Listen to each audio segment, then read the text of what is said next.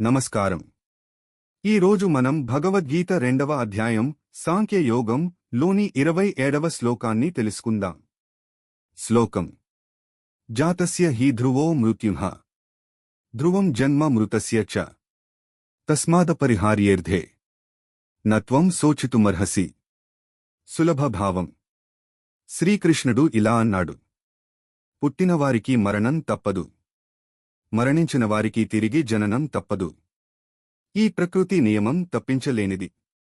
అందుకే నీవు శోకించవలసిన అవసరం లేదు.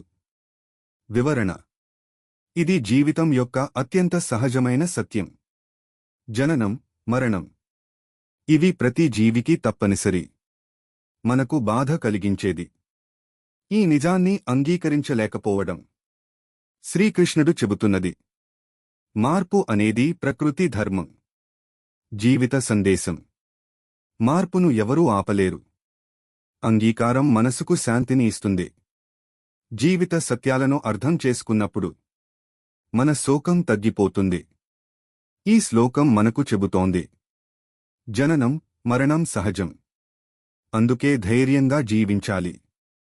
ఇలాంటి గీతా శ్లోకాల సులభ భావం తెలుసుకోవాలంటే మా ఛానల్ను సబ్స్క్రైబ్ చేయండి. వీడియో నచ్చితే లైక్, షేర్ చేయండి. ధన్యవాదాలు.